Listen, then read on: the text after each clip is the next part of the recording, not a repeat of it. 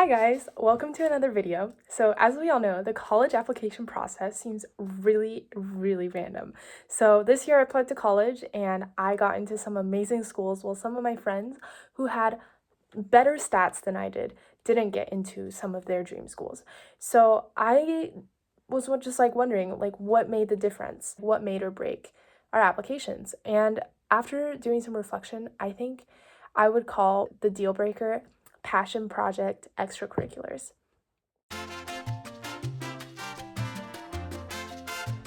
Now, let me explain what passion projects are.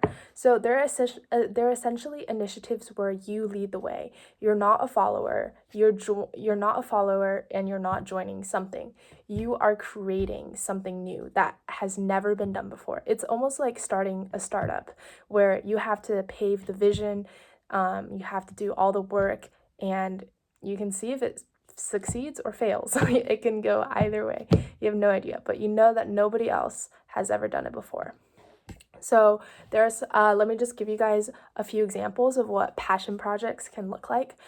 This could be independent work like research, and this has to be your own idea. It has to be your own academic idea. You're not interning for a lab and you're not working for a professor. You are the person in charge of that research. You might have support from other people in an academic setting, but you are like the person in charge. You are the CEO of your own research. Other examples could be like running a blog or a YouTube channel or some other type of work with the media, where you are, again, the owner, the leader of that project. This could also be writing and publishing a book or filming and getting a movie out there. Yeah, so those would be like the independent projects. Otherwise, you could also create new organizations, which seems to be pretty popular. I've met a lot of other Stanford kids who have created their own organization or startup or business. So these are like group-centric. You probably need to hire team members, and it will impact a specific community in a specific way. Now, what are the implications of these passion projects? Well, for one, admissions officers are human, right? And there is a psychology thing with human beings that was really well explained by Cal Newport, who's a professor at Georgetown University. If you are evaluating between two candidates who spent the same amount of time and effort into two different commitments, and you were to pick who is the more impressive candidate, what would end up happening is you would pick the candidate whose commitment you can't figure out how they did it or how they got there. So imagine a high school track person put in 100 hours to win the state championships, whereas another person put in 100 hours to get connections to speak at the UN. You would think that the person who was able to speak at the UN is more impressive because you have no idea how the heck they were able to speak at the UN. Whereas if you just go to the competition, you would be able to win a track conference. I think the key takeaway from that is do something where other people can't figure out how you did that something.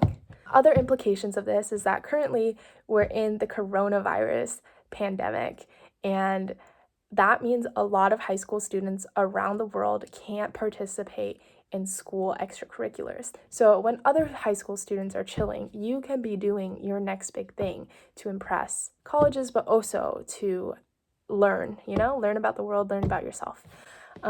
Leading independent projects that you can work on virtually, I think, is really important right now. Like, you can totally do these passion projects at home, and also over the internet. So yeah, essentially, I guess to wrap that up, passion projects are projects that are a result of your unique values, motivation, and goals, and they will boost your application to the next level. Now let's talk about how to pick your passion project. So the biggest advice I have for this is to think about your unique life experiences and how they've shaped your values. So an example in my case would be I moved a bunch of times. I was exposed to a bunch of different cultures and different people, so that made me really value cross-cultural understanding. Therefore, I created a video PAL program to connect teens from different places and help them gain exposure to diversity and thereby foster compassion for different cultures.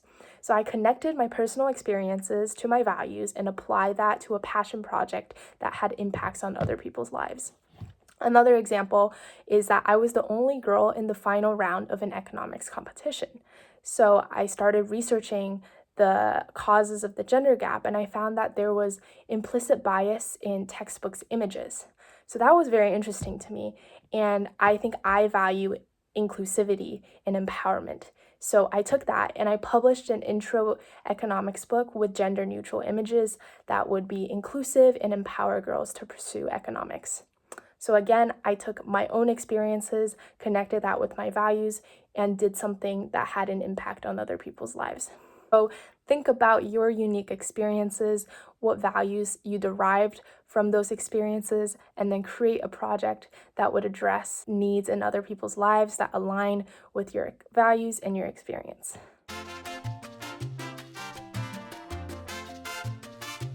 Now, I think this is the most important part of this video is how to actually act on your passion project idea. So I'm going to first talk about how to create an organization and then how to create independent projects. So the example that I will play off of for organizations is See the Voices, which is the organization that I created in high school.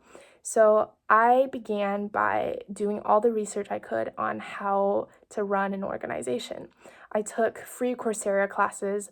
The one I took, I believe, was something about nonprofit. I know Coursera has a bunch of them on nonprofit, so do any of them that you want.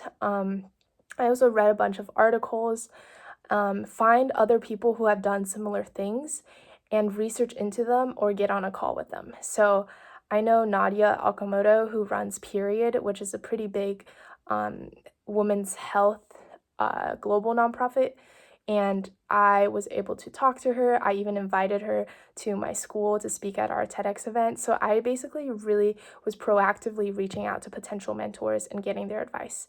I just read a bunch, contact a bunch of people, and learn about their experiences. And once you kind of have an idea of what you could do, just go for it. Don't wait too long. You don't need an exact plan of action. You just have to have a basic idea and just do it. And as you do, you will learn what works and what didn't work and adapt your plan accordingly. And, just believe in yourself. It really is a process of learning to believe in your intuition and believe in your decision-making skills. And that is honestly the most valuable thing you can gain from leading an independent passion project. All right, now let's talk about how to create independent projects that's not really an organization. So the example that I will play off here is my book. So again, I found others who have done similar things. There were other high school students who published books, and I read news articles on them. I stalked their LinkedIn. I just basically did a bunch of things to learn as much as I could about how they did what they did. I think this is also a really valuable process in letting you know that yes, it's possible. It has been done before, therefore you can do it as well. For independent projects, I think you do need more of a plan of action. So for my book, I knew all the checkboxes that I needed to check for my project to be complete. So I needed to write the book, I needed to publish the book, and then I needed to distribute the book. So then I just did research in all three of those components. So I first researched how can I write this book? What tools should I use? What format should I use? And I ended up using Canva, which is a design tool. And then the second thing was, how am I going to publish? I read so many blogs on publishing books, so many articles, watched YouTube videos about other people's experiences, and then I ended up picking the publisher Amazon KDP. And finally, distribution.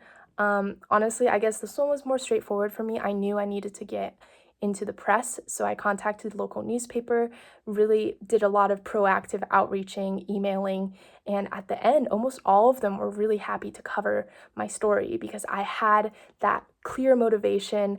I had the reason for writing my book, and I think it was really interesting to the press, especially because I was so young and I was writing a book. I think they really wanted to do that story. So again, just do what's interesting, do something that's personal to you, that relates to your experiences and your values, and other people will be interested, and that will help you a long way in growing your organization or distributing your product or really anything else. So I would say that is the meat of passion projects. Let me know if you have questions. Also, a lot of you guys have been just asking me a ton of great questions, but at this point it's a little bit overwhelming responding to all of them, and I think like getting on calls is necessary. So I made a little Google form which I will put into the link in my description and also into the comment section, and you guys can go and sign up for a call there. Basically, what will happen if you fill out the form is that I will be giving your information to Brian, the CEO of Bullseye Admissions, and if you decide that you want to get a free consultation, I think you can request me as your advisor and we can hop on a 30-minute call and I can give you all the advice that you need and answer all of your questions.